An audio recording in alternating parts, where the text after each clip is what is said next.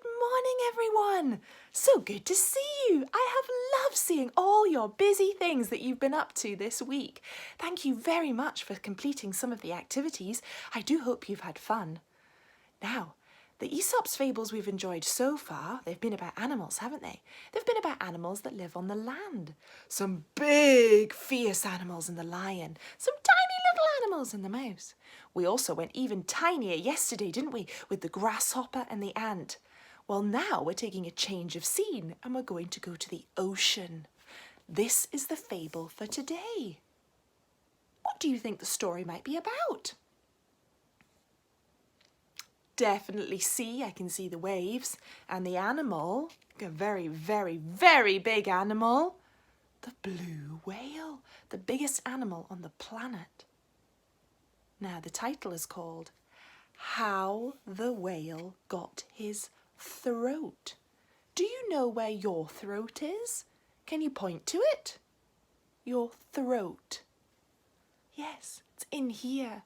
The outside bit we would refer this bit here, we would call our neck. And that's what holds up our head. It's very, very strong. Some of the strongest muscles in your body are actually in your neck to hold up your head because your head is very heavy with its amazing brain and the skull that wraps around it, the bony bit that keeps your brain safe. But inside your neck, there are some very important tubes and vessels that help keep us alive. The throat is the one that links our mouth to our stomach, the one that takes your water and food that you put into your mouth and you swallow, and it goes down a tube called your throat into your stomach. Now your throat, sometimes we talk about having a sore throat, don't we? And that refers to this little bit at the very top here, just at the very back of your mouth. So I wonder, what is so special about the back of a whale's mouth? The whale's throat. Shall we find out? Let's crack on. Once upon a time, there was a whale, and he ate fish. He ate the starfish and the garfish. Starfish, garfish. They both have fish at the end, don't they? He ate the crab and the dab. Crab and dab. They have the same sound at the end too. Ab. The place and the dace. Place, dace. It's like they both have a s at the end. And the really curly twirly eel. He ate all the fish he could find in the sea. One day the whale said, "I'm hungry." There was now only one small fish left in all of the sea, and he said, "Noble and generous whale, have you ever tasted man?" "Oh, excuse me." "No," said the whale. "What is it like?" "Nice," said the fish. "Nice, but nubbly." That's a good word, isn't it? Nubbly. Splash. "Then fetch me some," boomed the whale. "One at a time is enough," said the clever fish, and he told the whale where he could find a man. Do you think whales eat men? Not that I've heard of these days. Let's find out. So the whale swam and swam as fast as he could swim, and at last in the middle of the sea he came to a raft. On the raft was a solitary shipwrecked sailor, trailing his toes in the water.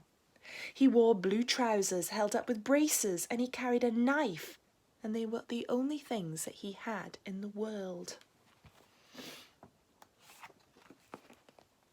The whale opened his mouth, back, back, back, until it nearly touched his tail. And he swallowed the sailor in his blue trousers and braces, in his raft, and with his knife. Gulp! He swallowed them down into the warm, dark, inside cupboards. And he smacked his lips and turned around 3 times on his tail. 1, 2, 3. He's clearly very happy about eating the man. But as soon as the sailor found himself in the whale's warm, dark inside cupboards, he thumped and he bumped. He stumped and he jumped. He hit and he bit. He banged and he clanged, and he prowled and he howled, and he hopped and he dropped, and he danced the hornpipes where he should not. That is brilliant, isn't it? Did you hear all the words that sounded the same? Thumped and bumped. They have the same ending. Stumped and jumped. They both have a bumped at the end. He hit and he bit. Hit and bit. They both have an it sound at the very end, don't they? He prowled and he howled. They both have an owled at the end. He banged and he clanged. Goodness, do you think the whale's enjoying this deep down in his inside warm cupboards? The whale felt most unhappy indeed. This man is very nubbly, and he's making me hiccup. Hic, hic, hic. Tell him to come out, said the fish. So the whale called down his throat to the sailor. Come out and behave yourself. I've got hiccups. No, said the sailor. Take me home and I'll think about it.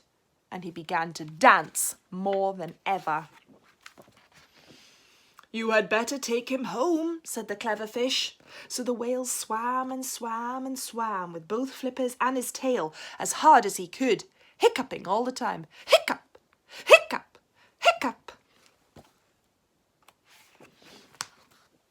But while the whale was swimming, the sailor took out his knife and cut up his raft to make a little square grating running criss-cross. That means that some of them go this way and some of them go this way. It's like a pattern, isn't it? Lines going this way, lines going that way, all making little squares.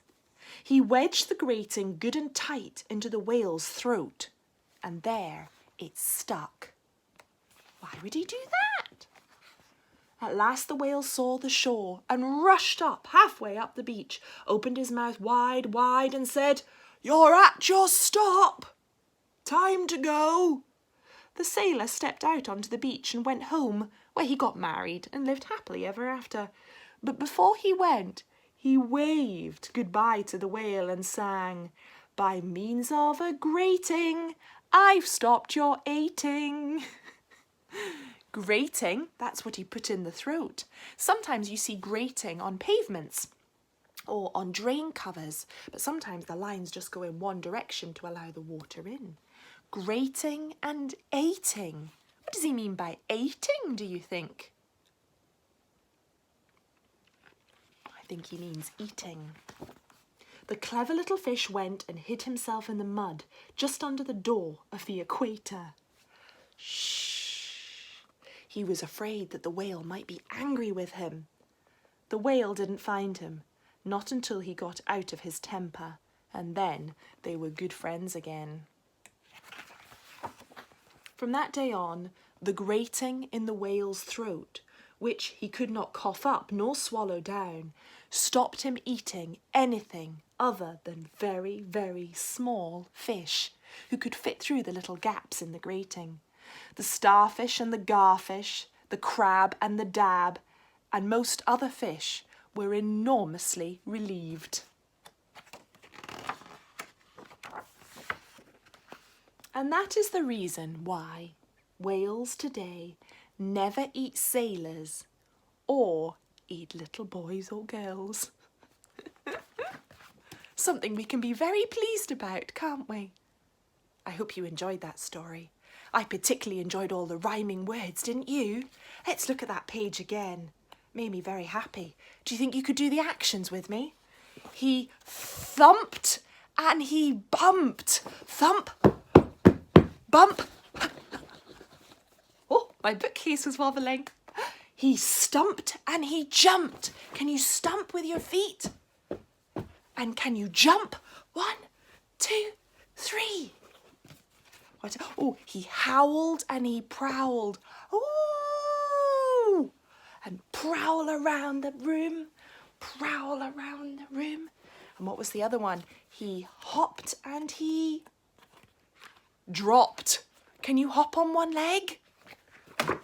Hop, hop, hop. And can you drop? Well done. Mrs. Brown loves a good rhyming word, doesn't she? These are the words that sound the same at the end. They don't start with the same sound. Starfish and garfish. Star, g-ar. So they start with different sounds, but the end of the word is the same.